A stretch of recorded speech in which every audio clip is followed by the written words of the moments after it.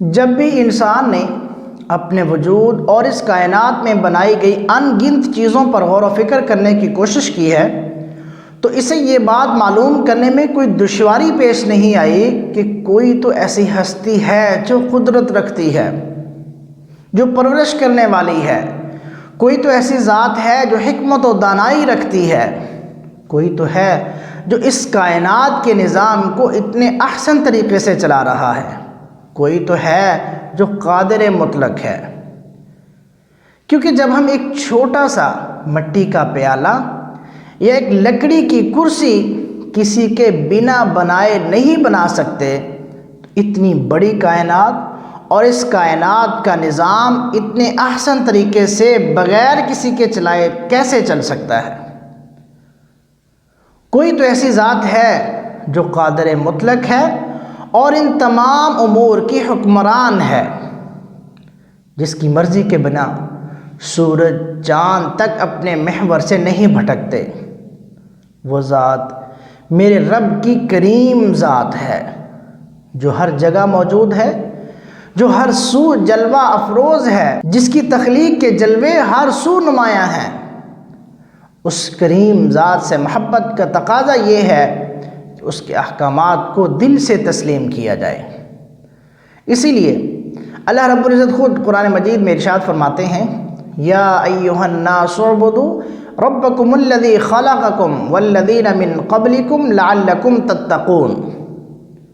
اے لوگو، اپنے اس رب کی عبادت کرو جس نے تم کو اور تم سے پہلے لوگوں کو پیدا کیا تاکہ تمہیں تقوی حاصل ہو۔ اس آیت مبارکہ میں رب کریم اس امر کی طرف اشارہ فرما رہے ہیں کہ عبادت تو اصل وہ ہے جو انسان کو منزل تقوی کی طرف گامزن کرے۔ عبادت اور بندگی کا تقاضا یہ ہے کہ جب پیدا میرے رب نے کیا ہے تو حکم بھی صرف اسی کا مانا جائے۔ جب آنکھ اس نے دی ہے تو اس کی رضا اور اس کی مرضی کے مطابق دیکھا جائے۔ جب کان اس نے دیے ہیں تو اس کے فرمان کے مطابق سننے کی کوشش کی جائے۔ سوچ کا یہ زاویہ بالکل درست ہے جو محبت الہی اور خشیت الہی کی طرف دعوت دیتا ہے۔ ایمان کی تکمیل محبت الہی کے بغیر ممکن نہیں۔ ایمان کا تقاضا یہ ہے کہ اپنے رب سے محبت کی جائے۔ رب وہ ذات ہے جس کی تربیت سے کوئی چیز اپنی استعداد کے مطابق ارتقاء کے تمام مراحل طے کرتی ہوئی اپنے درجہ کمال تک پہنچ جاتی ہے۔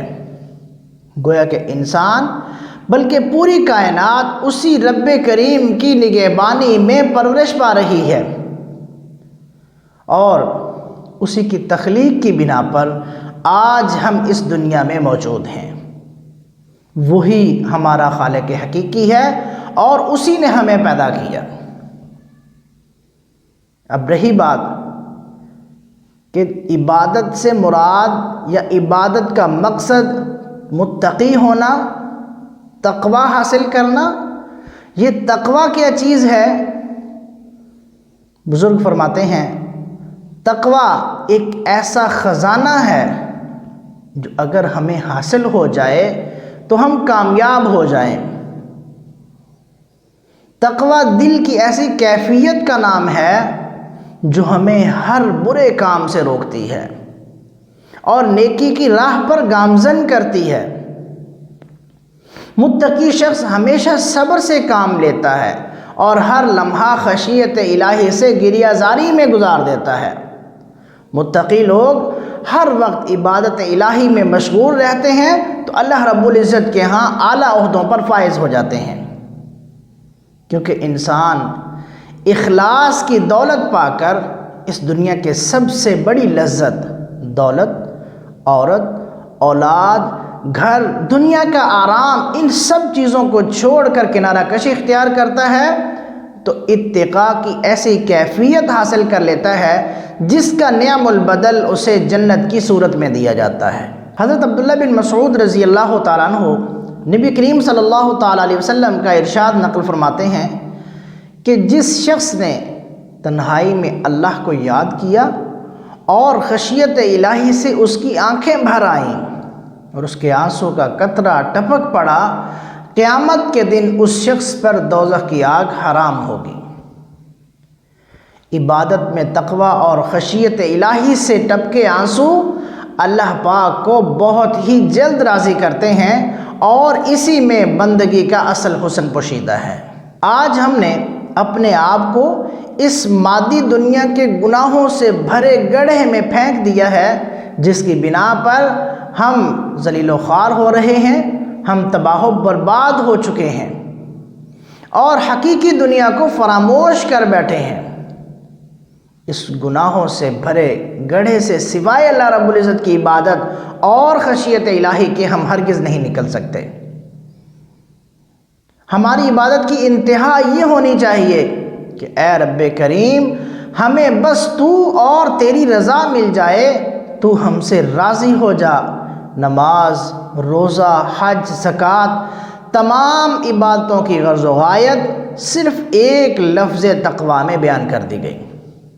الغرض، ہر وہ کام جو اللہ پاک کی رضامندی کے لیے کیا جائے، چاہے وہ اس کی ذات کی عبادت کرنا ہو یا اس کی مخلوق کی خدمت کرنا، یہ سب راستے منزل تقویٰ کی طرف لے جاتے ہیں۔